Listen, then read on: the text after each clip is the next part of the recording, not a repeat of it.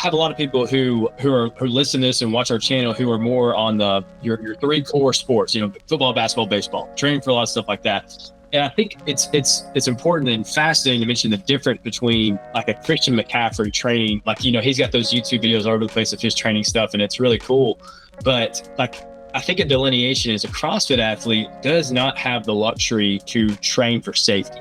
Whereas a high level athlete, or a high level running back like Christian McCaffrey, most of his training is going to be periodized around how do we keep this guy whose body is worth millions of dollars healthy at all times. There might be a month or 2 months out of the year where you're actually training a higher level stimulus with him to maybe improve a little bit. For the most part, it's a very, very high end maintenance program. Whereas CrossFit, you don't have that luxury. Like, you have to push your end range capabilities at all times. I think it's really interesting, especially. I'm going to push back on that a little bit. You don't necessarily have to train for improvement or development or working at, your limit all year long. And that's part of where the period does come in. And, I pushed hard today in the pool, and I pushed hard when I trained with them on Monday. And, I pushed really hard when I trained with Haley on Tuesday. But the training is designed in a way that there's the bottlenecks and governors built into the training so that I'm not constantly working at the max capacity at all times. Like, you just don't have, especially at 39, I don't have that long of a window to be able to do that. Yeah. I go there, right? You are right that I have to go there, but you have to time that correctly. And peaking in the sport is really, it really does come down to making sure you get the timing right. And we have big, especially for the higher level competitors, we have big off seasons. Last year, I actually took June, July, and August where I barely trained any CrossFit at all. I did, endurance work, lots of ruck work. I followed our compete masters program, which is a step down from what I would normally be. Even though I am a master's athlete, I would train with like the RX Plus or the elite program. I did that Monday, Wednesday, Friday, and then I did this endurance ruck program that we put together a ruck challenge, and I was just kind of participating in that. I did that Tuesday, Thursday, Saturday. That's what my training looked like for 3 months. It touched on a lot of the things I needed to work on, right? Like, it touched on strength elements so I could maintain my strength in the off season. There was always a short little Metcon on the Monday, Wednesday, Friday pieces. And then I built some good endurance capacity with the ruck. I did some long, slow endurance work, and the ruck was a freaking 3 hours long. So it was like way outside of my comfort zone when I like to operate for like 5 to 7 minutes. But yeah, so that was my off season. Now, granted, when I say an off season, it's not like I was resting. I was still training, but I wasn't training like I was preparing for the CrossFit Games. And even, in January, February, March, when we were ramping up, I still wasn't training like I was preparing for the CrossFit Games. I was training like I'm preparing for qualifiers and need to be ready to do, one event, rest, the next day, one event, rest, versus having to come in and be able to go hard in the morning, hard in the afternoon, hard in the evening, like you will game day. So, there really is a periodization element. And we also aren't, the way I look at it, and I don't think this is necessarily true of all CrossFit coaches or even all high-level CrossFit coaches, but I look at the off-season and like early competitive prep phases as your time to make physiological adaptations, to build, you need to get stronger. That's your time to build, raw strength, for lack of a better term. Build your back squat, your deadlift, your shoulder press and things like that. If you're someone who needs to build more endurance capacity, then you're going to want to try and build your lactate threshold or go do your zone 2 work in the off season. And you're really trying to change physiology during that period of time. And then the next phase is like, when you're doing your actual competitive prep. And that's when we're trying to take all of that physiology that you built and transition it into the sport.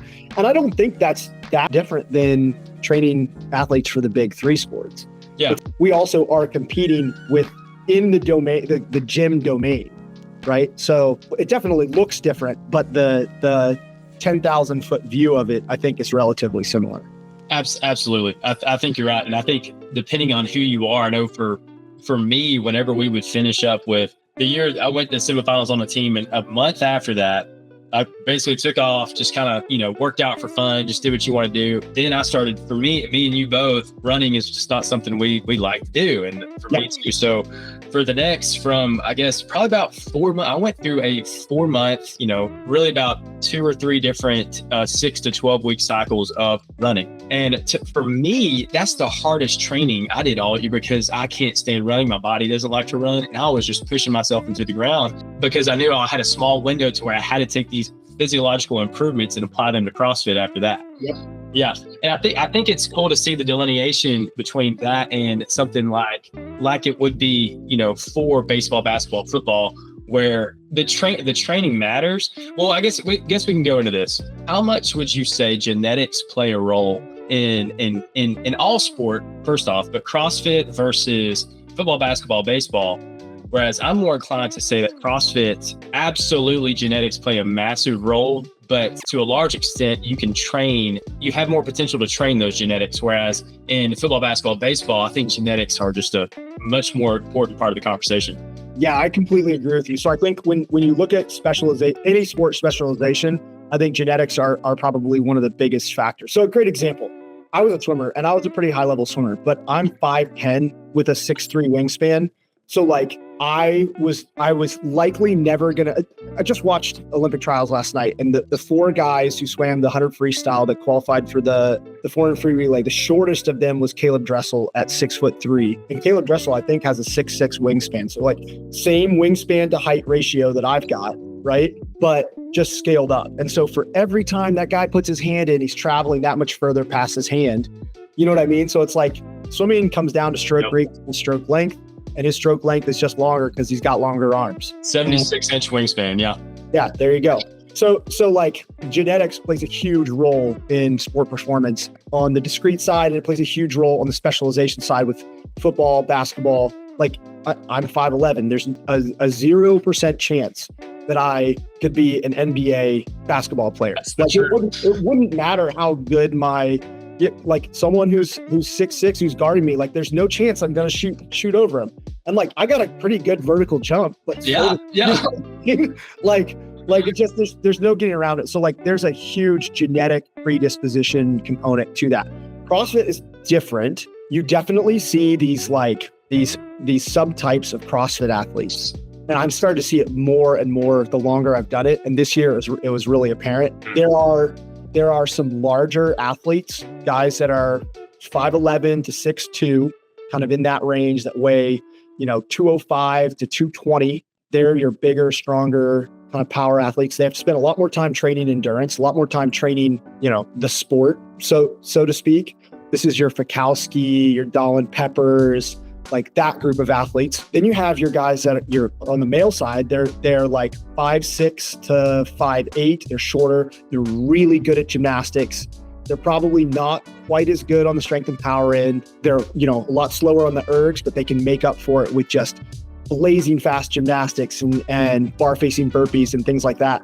And what you're starting to see is that the test selection at the semifinal level, and even at the quarterfinals level to a little degree, but at the semifinal level, is dictating what type of athlete now is making it through to the CrossFit Games each year. If you looked at the final heat of the North America East semifinal, the guys were massive, right? On the women's heat, they were larger in general than the previous heats. And this year, the smaller athletes kind of got punished as a result of the test selection.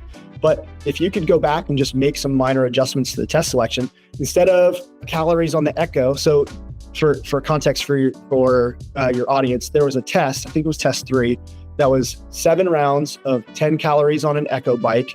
And then they would do one legless rope climb to 15 feet. That isn't really 15 feet, it's 14 feet, but say it's 15 feet. Then you run down and you do 10 box jump overs over a 30-inch box for the men and a 24-inch box for the women, which was pretty tall. I mean, it was a tall box for some of the shorter athletes, right? So that's a test right there, 7 rounds of that.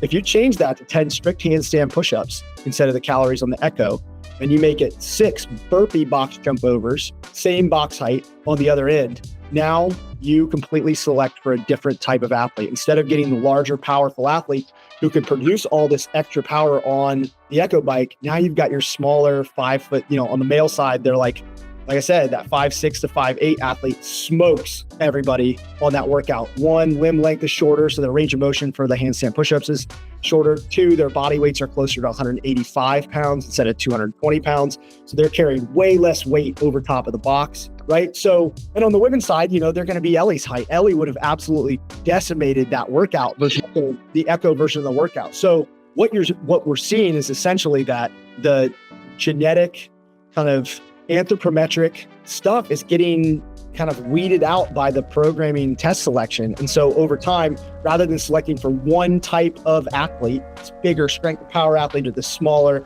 more gymnastics bias, or even this kind of in the middle, like the skinnier endurance type athlete, that's all just determined by the testing body. And if the testing body is unknown and unknowable and kind of random, even though it's not exactly random, there's obviously two biases, but if it's kind of random, then you're never going to have like one true genetic predisposition that's the best in the sport all the time.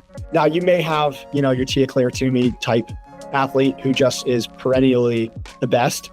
But as this sport continues to mature, you know, and it's 25 or 30 or 35 years old, you know, and it has a lot of history behind it, then the testing body is going to dictate the type of athlete that makes it. And if they change the testing body for the next year, you're going to get a different type of athlete at the CrossFit Games.